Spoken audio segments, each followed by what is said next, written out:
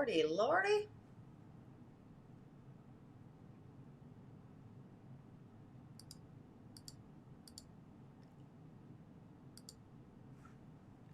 InShalla and Ashe. Blessings to you, my energetic beings. Sorry, I was on snail time, but how are the airwaves for you? Airwaves being intuition and otherworldly insight.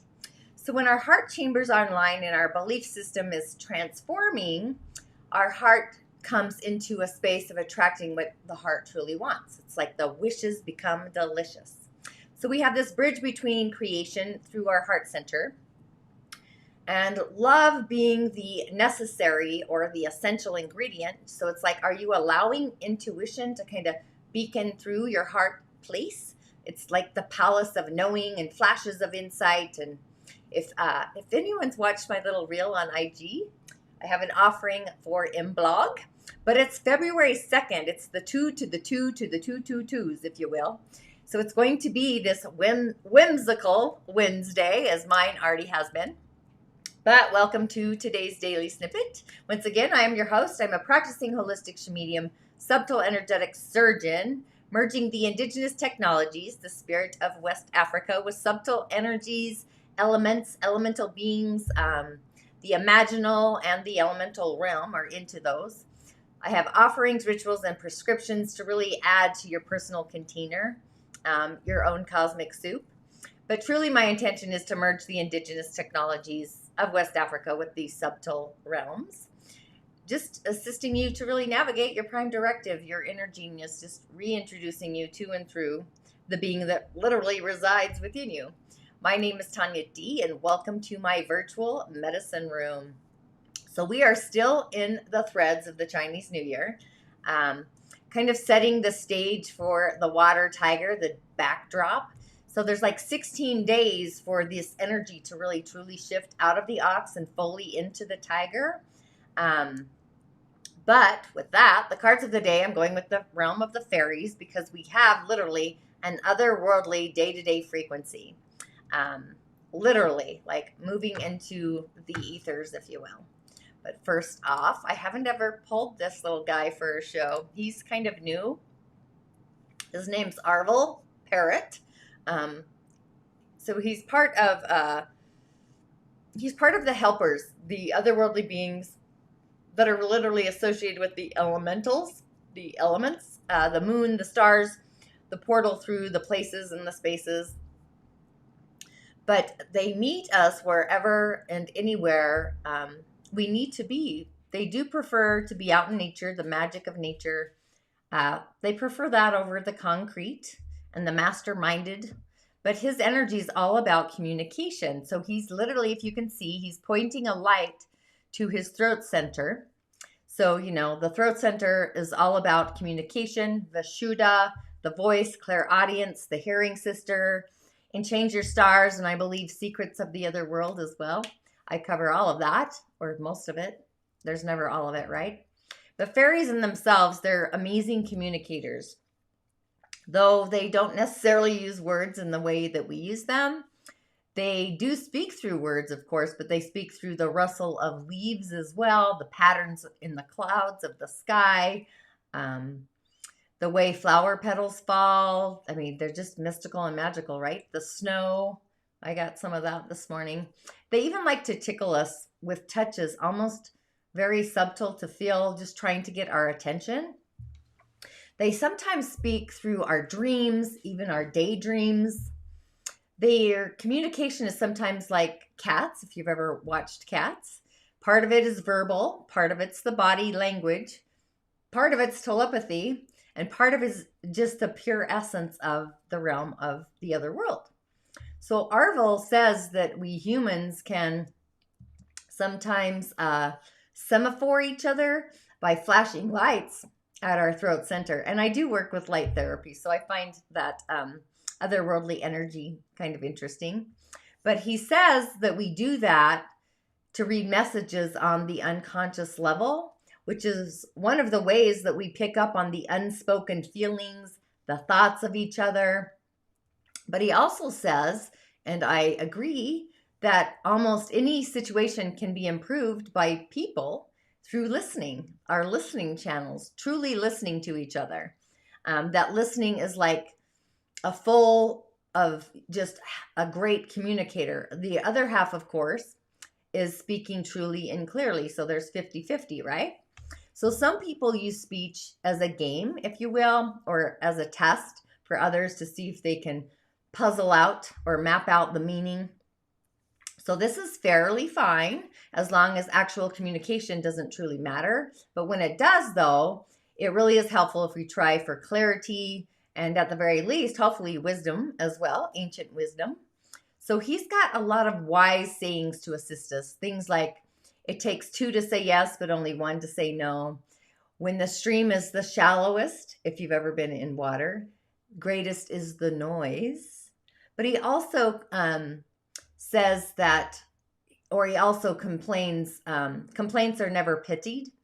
But even that better than gold, that's a tale rightly told. So lots of little rhymes. And oftentimes, it's easier to give advice than to actually take it.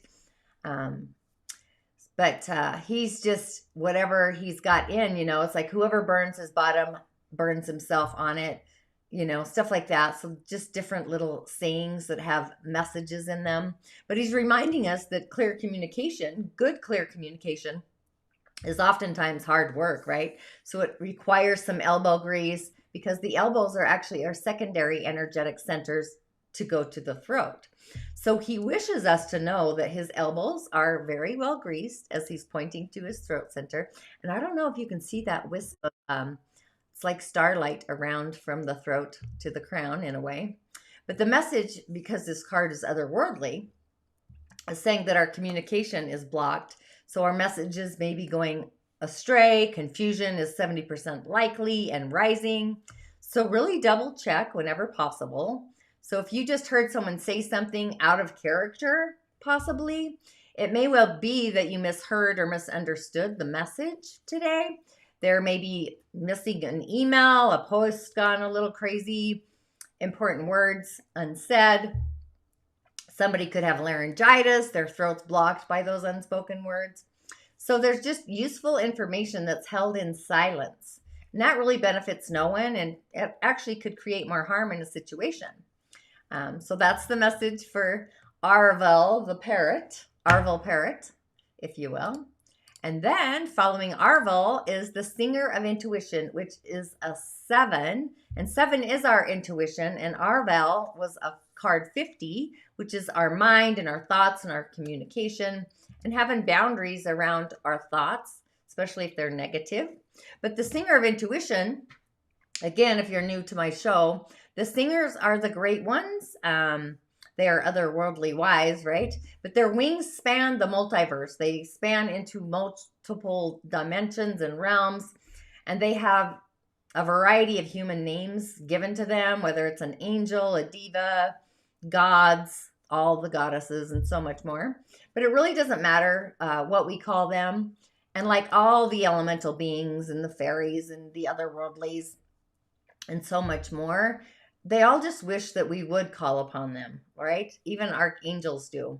So there are the singers of this underlying song of the galactic universe to the fairies and also to us. This melody is kind of an orchestra, but they are the great ones, and they're the ones that show us, human and fairy both in form, what we have potential to ultimately become in the future. But they also help us to move in the direction that's more comfortable for us when we fall off our path. They're just constantly with us. They're waiting for us to call them. They have energy. They have compassion that's always available for us. So when in need, all we have to do is really ask them for assistance or help, and then be aware of the events and the insights that follow up that request and open the door. So with this being the singer of intuition, this is perceptiveness. This is our oracle powers, if you will, the awareness and trust. And the singer of intuition carries all of the information that there is. A lot of people, or some, believe that this information is often called the Akashic records. I see it literally as a library in the sky, the pie in the sky, just more than just the Akashic records. It's our shadow records, our life records. It's just all of the things that we've ever been done. Or I'm kind of saying there's a show, I can't remember, but the one guy's in the record chamber, whatever that is. And this is a place that we have to go to kind of in order to get information intuitively or psychically, but we actually don't need to go anywhere. So this song is actually sung within our blood, our flesh, our bones. It's our cosmic blueprint, just as it is within the rest of the galactic universe. So if at our current thread or present stage of evolution, if we consciously heard this song in all its galactic fullness, we'd actually be overwhelmed. Our mind's energy would literally be burned out by this. So, we do this in kind. Our universe has been kind to us to place our growth, our stage of growth, where we can consciously hear only little sparks or bits of this melody. Usually we need to develop the skill and just actively listen for it. Occasionally, a few notes might resonate so closely within our being, our essence, that we become aware of them. But these involuntary experiences are what we call hunches, intuition. There are extended sense perception, like hypersense perception. So we can improve our reception center of the song by learning to be still, to listen in a special way. So what we get for practicing stillness through meditation and listening, it's the asking and then the listening. That's the ability to understand and interpret these meta symbols, the symbolism beyond the material symbols of oracles and omens, and just all of it really. Stars, omens, portents, the movement of the stars, the movement of even crickets or mice or cats. So these are the one piece, actually, this one essence of the song, the one song, and it's part of us as well in this category, right? So we are all of them, and just understanding them truly is just a matter of learning to be still, the silence, right? To ask, and also more importantly, to listen.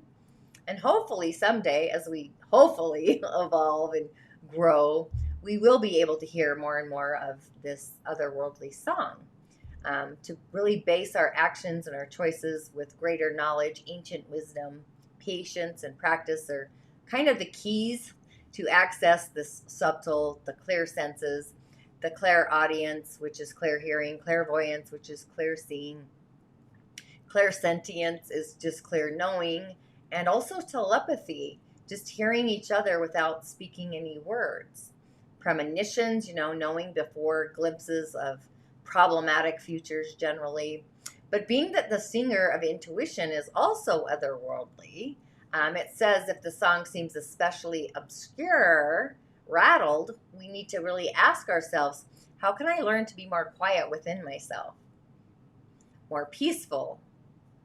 And how can I better listen to the song of knowledge and of this ancient wisdom? What is that? So I think with both of those being otherworldly, it's in the listening and the communication that we're having these challenges. Trying to listen to the other world through static, or not listening or tuning in at all. So following the singer of intuition, what am I thinking? I'm thinking that because it's otherworldly, maybe this doorway is the access to key to get otherworldly insight, that the channel is open today, actually, to otherworldly communication through our spidey senses, our feelings, our claircognizance, and all the clairs, really, empathy, physical, emotional, mental, etc., etc. And then we have this little guy. He is Bodacious Bodak. Great name. He's part of the Fairy Challengers, of course. So he's bringing us face to face with our fears, denials, inner traumas, inner insecurities, confusion, delusion, unfriendly behaviors, etc., stuff like that. So these are the otherworldly beings that really are testing our alertness, our awareness, our insight, knowledge, wisdom. So even our dedication to our own personal growth, right? Sometimes triggers, oftentimes triggers, they're really energetic growth moments. In a period of growth, it really is just to acknowledge the trigger. So with this message, Bodacious Bodak, he's kind of meddling and tampering and sabotaging. He also helps fix. He creates order. He's also Bodak. That means old man in the Scots Gaelic. That's what he means. He means well. He likes to fix things. He drops down chimneys at night, tidies up the house. If you don't have a chimney, he will find another way to enter. So if you've left a stack of papers on your desk, he's going to file them away for you, probably in somebody else's area, however, but no one put away, you know, the roast beef or a beer or whatever. He's going to assume you don't want it. He's going to give it away to the neighbor's dog or the cat. He's not the fairy who ties elven locks in our hair or makes bits of it stand out in directions all over the place while we sleep. That would be his cousin, actually, and he has far more important work to do. So he's kind of a meddler, if you will. And he's going to tell us, if you catch him, that he absolutely means 100% well. It's just that things never turn out quite as he expects them to be. So he feels that we should ultimately be grateful for his so-called help, even while we're cleaning off those metaphorical eggs off the metaphorical wall, if you will. He really is amazed when we're not grateful. Although his feelings are easily hurt by our lack of appreciation, he is very persistent in the tidal waves, the metaphorical world.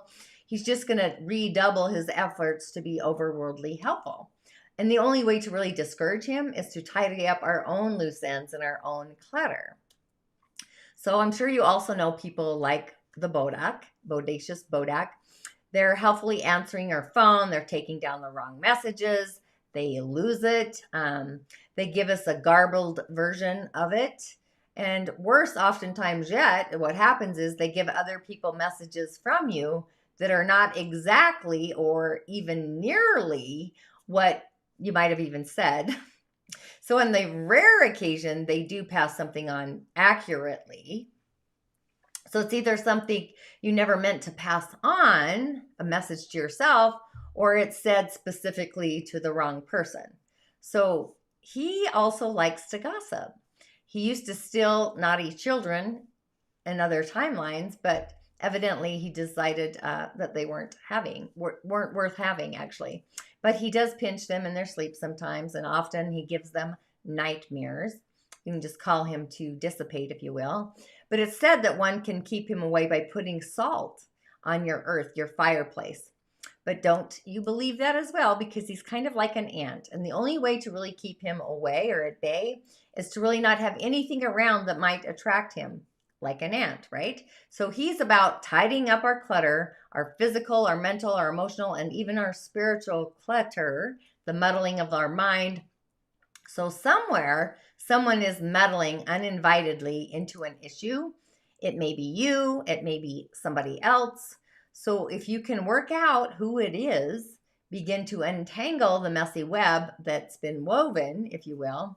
It's usually confusion, disorder, misunderstandings, or so much worse sometimes than a natural disaster, if you will. But it's going to take great firmness to keep this person to keep their sticky fingers out of your affairs, or you keep yours out of their affairs, vice versa, right?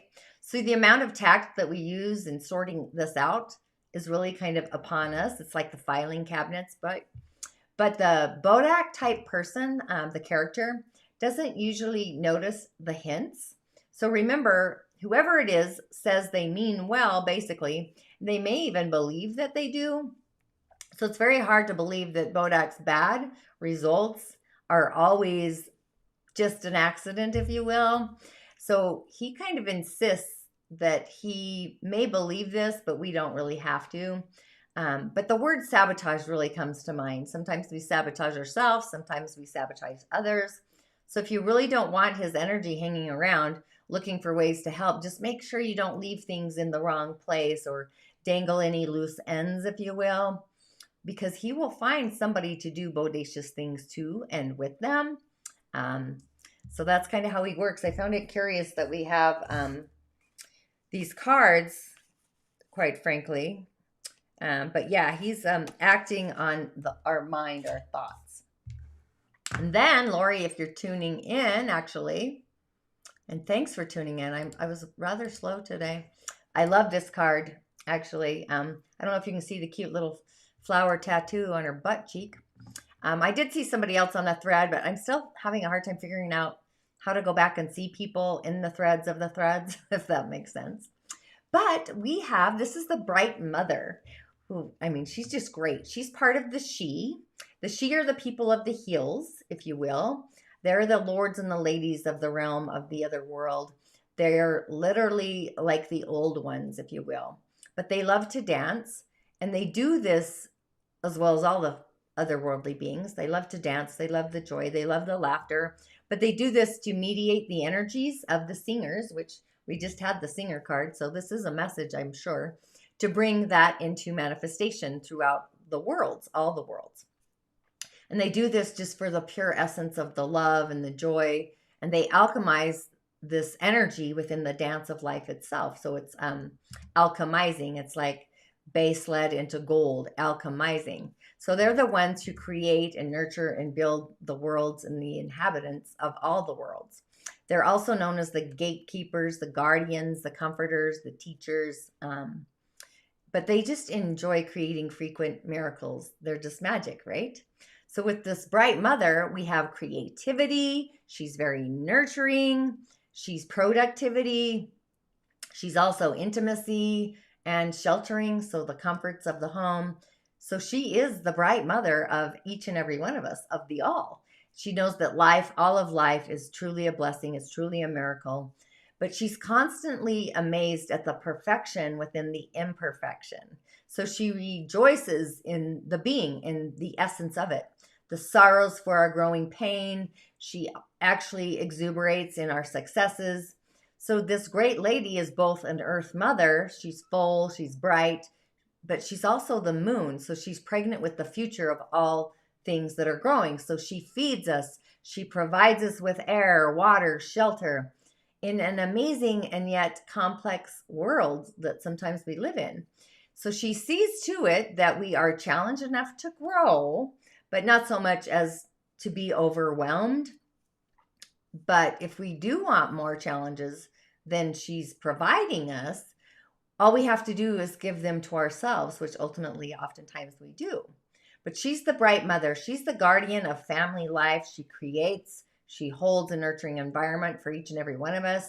She is the garden where we grow our vegetables, the fruits, and the herbs. And she sees and holds the mysteries in our ordinary processes of life. So it's like if you were to watch the bees making honey, if you've ever creamed butter, which I have done, she's the birth of a baby. It's growth of the baby. She's the blossoms turning into the fruit. So to me, she brings up the springs, but she's all of the seasons really. So this lady has this loving patience for natural processes, however slow that is. And I was slow today, so thanks for tuning in later. But her commitment to us is for life, her eternal life, her ethereal life, not an ephemeral kind of flesh life, like in our bodiness. So she's present in all of our deep, committed relationships. She facilitates the nurturing and the loving and the creativity and the giving and the opening, being open to receive the giving or the gift. So she fosters within us this kind of security that gives us the inner stability that we need to explore, adventure out into the world within our own psyches, if you will. And she's reminding us that there are times when we really must put other people first because their need is often greater, but also in doing that, that we can't lose sight of our own needs and our own nurturing. So we might see her as keeping an eye on things, just making sure that we all do what we need to do, if you will. You'll really know her by the joy in your heart and the help in your head, if you will, where we can truly have it all. All we have to do is ask and be patient, right? And the third key to access her is able, the word able to carry, to care, to nurture, to enjoy. And one last thing, people tend to project their own experiences with mother and mothering on her. Sometimes this helps us to see her with more clarity, if you will, but often it creates muddle in the mind. if you will. So not all mothers are good and wise, but the bright mother actually is. She carries that frequency. So each time we perform something that is a compassionate act of nurturing within our heart, we become more like the bright mother. We are learning unconditional giving. So with the bright mother being present, she's speaking of a time of also fertility, creativity, nurturing of ourselves and also of others. So she might also indicate marriage is a thing, or the birth of a child, or a deepening of any kind of relationship that you might be in. But she speaks of giving one our all to life, not holding back, like living in our essence of who we truly are. She's like a cornucopia pouring forth abundance on the pathway, if you will. So this may be a time to put the needs of others first, just taking care of yourself later.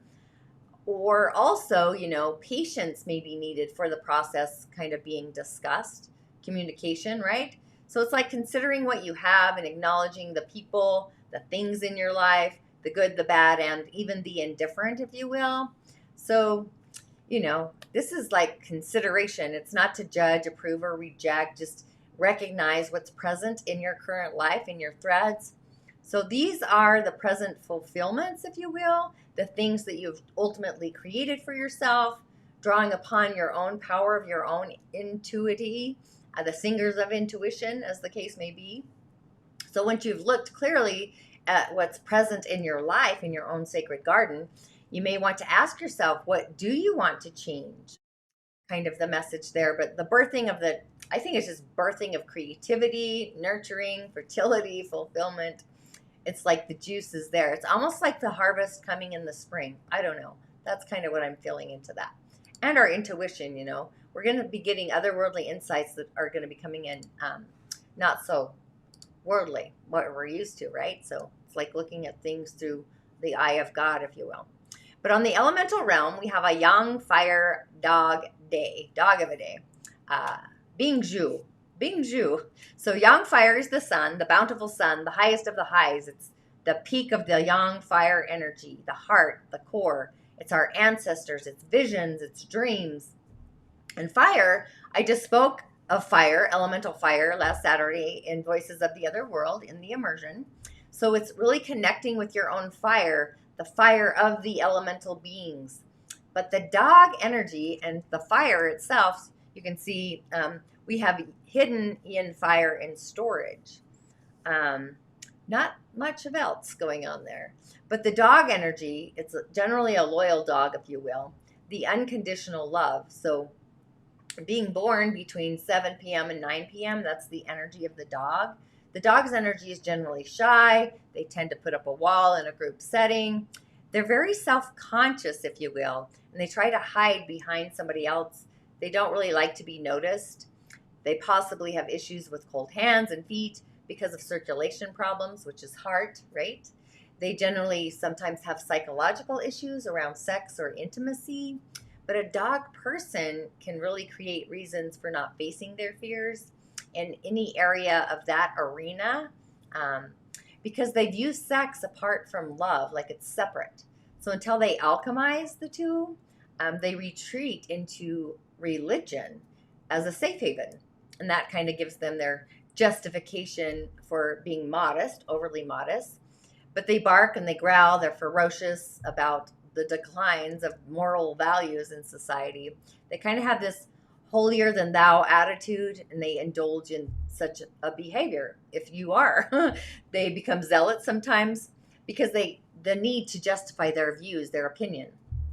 So if you reach a point where the spark is literally ignited, that fire, which I think is going to happen with this, that's the uniting of the sex with the power of love, and then the ability to move a mountain. So all that hell and damnation stuff is like forgotten. But in the meantime, being inhibited, withdrawn, really causes problems in relation to circulation, but also to intimacy, sexual intimacy. So as a dog, you could become kind of remote, shy because you were held back as a child. Could have been possibly smothered by love, which is a possibility. That's really kind of the description of that. You might feel that you didn't have the experiences that you should have in your early childhood essence, the playtime.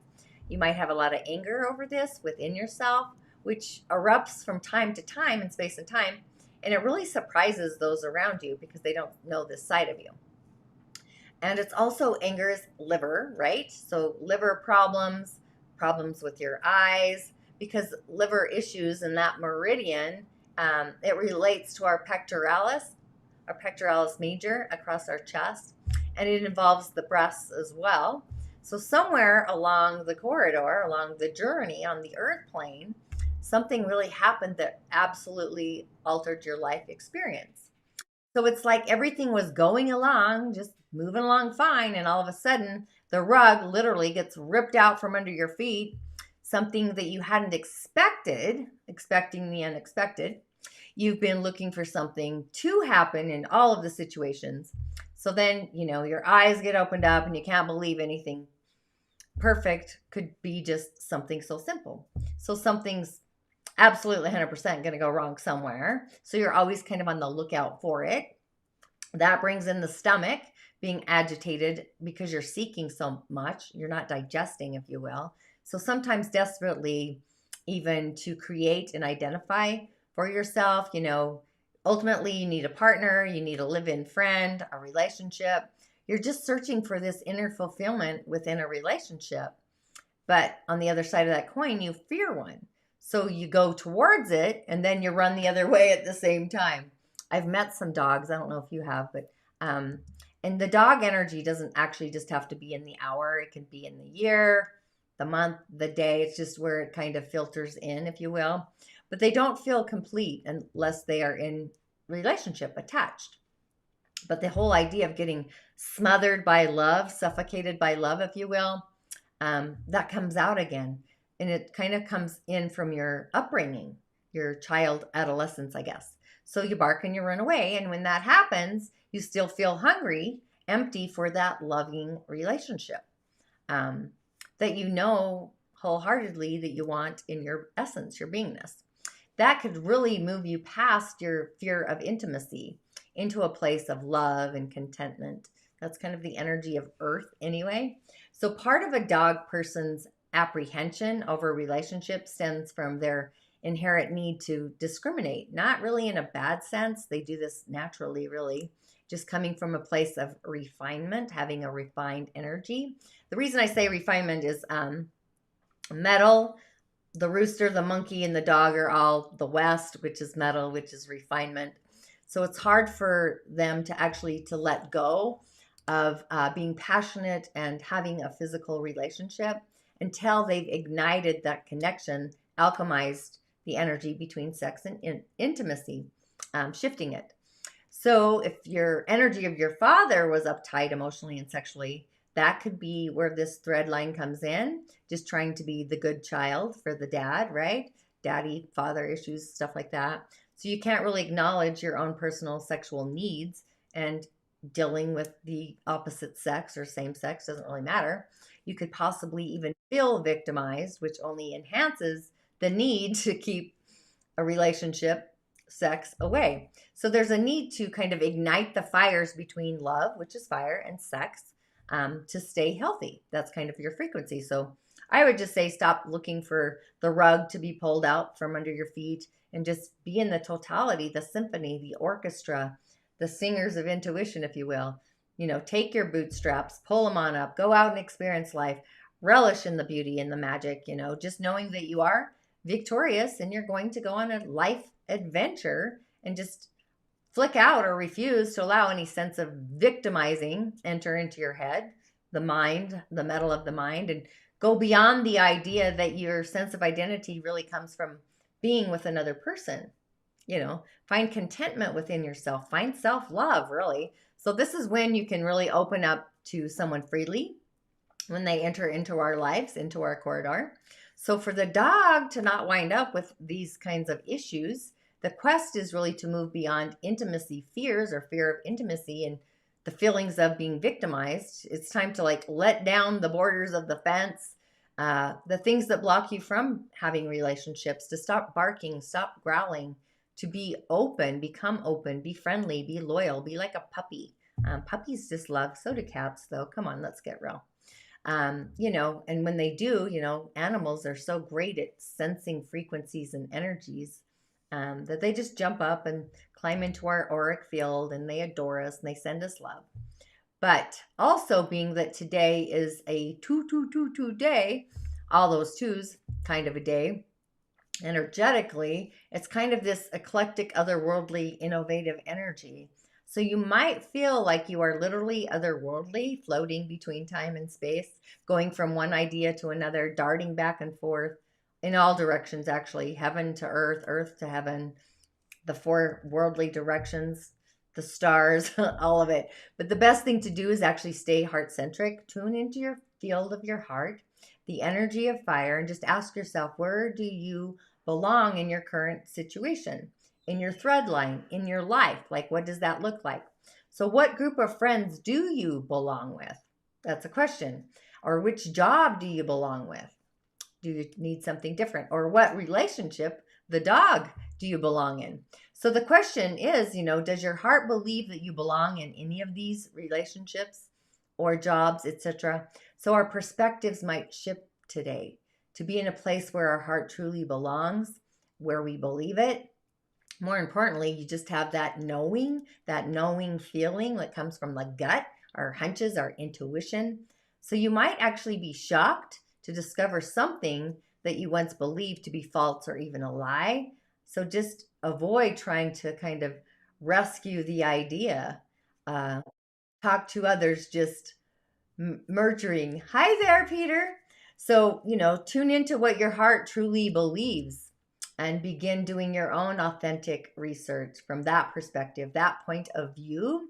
It's an idea of kind of reworking our routines to be more efficient and even more affordable even. So it really is, you know, whatever our heart wishes, that's going to be the first clue, the first signal. So listen to your heart, determine where you belong in your life and also where you don't, because the galactic universe is seeking to really promote us to a higher mountaintop perspective, just looking at all of the things through the eye of God, if you will, this mountaintop perspective. It's one that doesn't have any fear in the container as the ingredient in the cosmic soup. It's truly heart-based. It's love-based. It's joy. It's peace. It's all the good elevated virtues, if you will. But just remember, baby steps. So the herbs of the day, I kind of, sorry, I was moving like a snail today, but the herbs. So I created this fun little salt. I used salt to bring in the magic of brigade yesterday. Salt brings in protection. I added rosemary for blessings, lavender for peace, and some other things as well. Bay leaves that you can write intentions on them, create sigils, if you will. Writing on them, just with a marker. Chamomile, jasmine, you can add whatever herbs you want. And then you just light the candle in the center and just float into your intentions. But the reason I bring this up is you can all do this today. It's still in the airwaves. Just make sure you use a glass container. However, our crown is online, so it's our vision center, our clair opening, if you will. So we're getting double insight from the other world. Could be otherworldly symbols. I would write them down. All the colors of violet, magenta, hot pink, plums, lavenders, etc.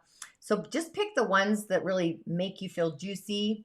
The need to bring in fire, if you will, as well on our dog of a day, because we have the ability to connect with and alchemize love.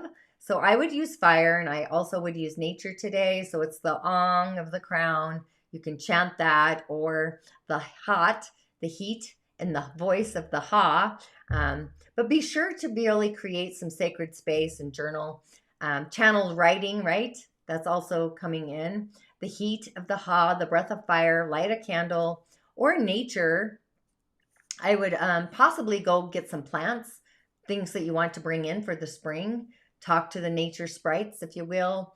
The moon being in the area of Pisces, we might get that feeling into our intuition channel. Plus we have Jupiter and Neptune there. So spirit is totally online, the spiritual realm, all of the juice and all those ingredients, our karmic spirit or the spiritual heart. So feel into that one today and just really stay in alignment with what your heart believes. Like we're building this bridge to anchor us into a playing field where we ultimately belong. It's kind of a wonky phase. I sense a portal is going to be open from today to the 22nd of February, 2022. Again, all those twos. So really take note, if you will. But I would affirm that I am bumping timelines, detaching from the old, moving into the highest elevated timeline. I sense that that's what's going to be happening here. So, with all of that, thanks for tuning in. Sorry I was a little slow, but as always, I will see you on the other side. There's magic always there.